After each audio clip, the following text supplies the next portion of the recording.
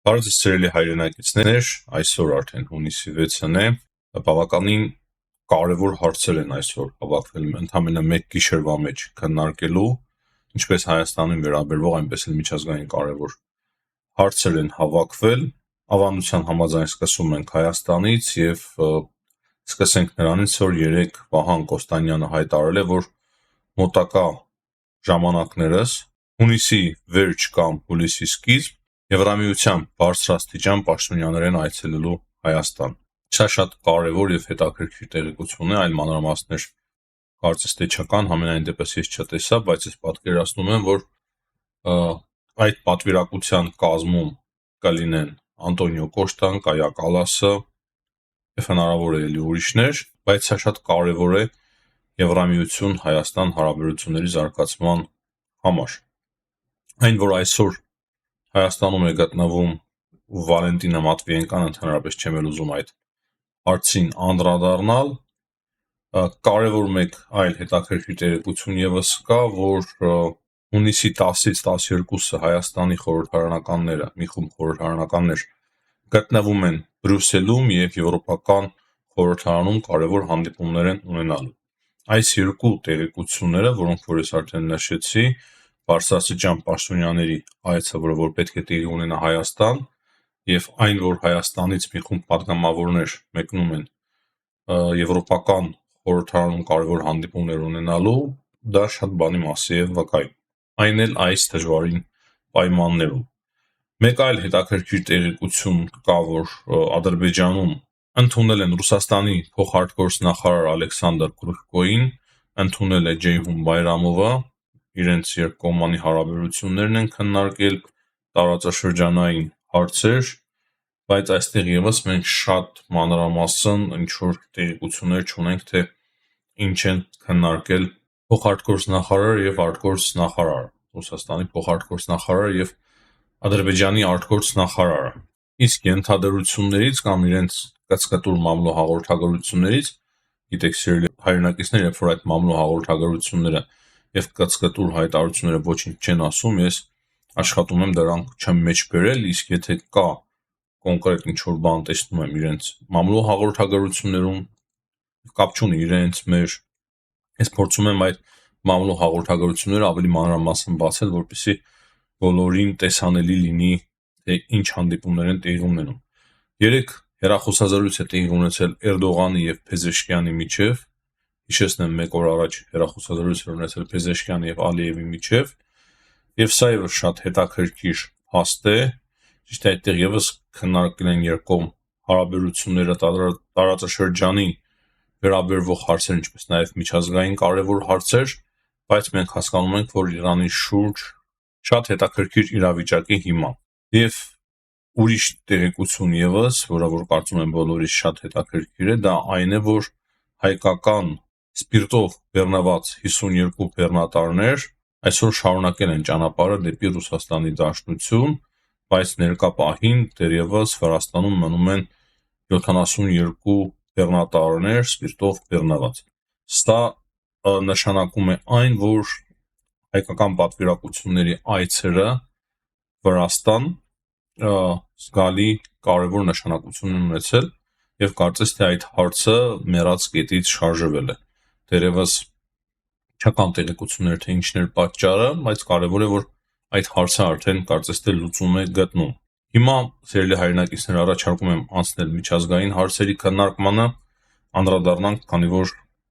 մեկ գիշերվա մեջ շատ բան է տեղի ունեցել, չեմ խոսում այն մասին, որ Մասկի եւ Թրամփի միջև շատ լուրջ պատերազմ է սկսվել, բարերի պատերազմ, որը որ արդեն Մասկին արժեցել է $150 միլիարդ, հայկական կորուստ են գրանցել, անկում են գրանցել Մասկի ակցիաները, իրենց ընկերության, Մասկի ընկերության ակցիաները, շատ վատ արդեն բարապաշարի են անցել Մասկը եւ Թրամփը, եւ դա կանխատեսելի էր, շատերն էին խոսում այն մասին, որ չեն կարող երկուսը միասին շատ երկար աշխատել եւ իրենց այդ սերը ավարտվելու է շատ լուրջ ատելությամբ եւ հիմա փաստացի դա է տեղի ունենում։ Ինչի եմ այս մասին խոսում, սա միանշանակ ազդելու է նաեւ համաշխարհային քաղաքականության վրա, աշխարհի ամենահարուստ մարդը եւ Ամերիկայի Միացյալ Նահանգների նախագահը։ Մենք տեսնում ենք, թե ինչ լուրջ ազդեցություն ուներ Մասկը Դոնալդ Թրամփի վրա, եւ չեմ էլ կարող ասել, թե պոզիտիվ ազդեցություն ուներ,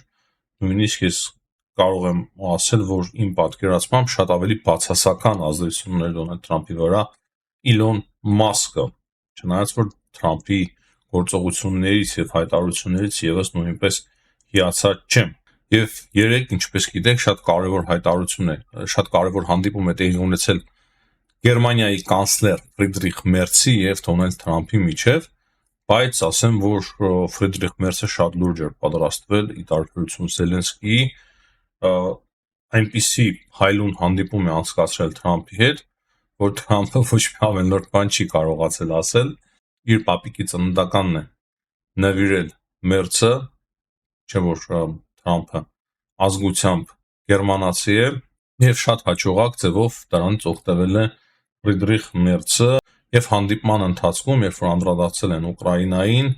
խոսվել է նաեւ պատժամիջոցների մասին, Միչայլոս Թրամփը ասել էր, որ շատ խիստ պատժամիջոցներ կարող է կիրառվեն Ռուսաստանի նկատմամբ, սակայն այնքան նուրբ է վարել ընդհանուր առմամբ Մերցը այդ հանդիպումը, որ կարծես թե լուրջ քննադատություններ եւ հայտարարություններ Թրամփի չեն լսվել Ուկրաինայի հասցեին եւ փորձել է ավելի շատ Մերցը այնպես անել, որ Թրամփը սկսի աջակցել Ուկրաինային, սկսի աջակցել Եվրոպային։ Հիշեցրել է պատմությունը, ինչ կարևոր նշանակություն է ունեցել Ամերիկայի Միացյալ Նահանգների աջակցությունը համաշխարհային պատերազմների ժամանակ։ Եվ որպեսզի սիրելի հայրենակիցներ չանդրադառնամ այդ բոլոր հայտարարություններին, գիտեք, թե ես ինչպես եմ վերաբերվում Դոնալդ Թրամփի հայտարարություններին, ընդհանուր առմամբ այն պատկերն է հստակ ձևավորվում, որ Մերցը կարողացել է լավ ձևով ազդել Դոնալդ Թրամփի վրա, ինչը բավականին լուրջ ջղաձգումների է բերել Ռուսաստանի Դաշնությանը, Մեդվեդևի հայտարարությունները կան շատ ջղաձգված, ով որ շատ լուրջ ձևով քննադատում է Մերցին, եւ դա վկայում է այն մասին, որ Մերցի այցը բավականին հաջողակ էր։ Երեք շատ կարևոր հայտարարություն է արել նաեւ Կայա Կալասը, ասել է, որ Ուկրաինան շատ է ցանկանում խաղաղություն եւ ոչ ոք Ուկրաինայից ավել խաղաղություն չի ցանկանում, բայց փաստ է, որ Պուտինը շարունակում է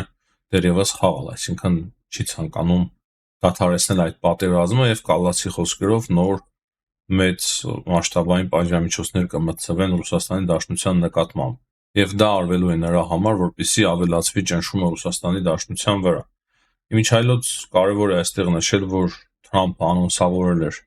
Կիևի վրա հարձակումը, այդ հեռախոսազրույցից հետո շատերը քննադատում են նրա համար, թե ինչու ես դու ասում այդ մասին։ Հետո գիտենք, Պեսկովն էր արդեն հայտարարել,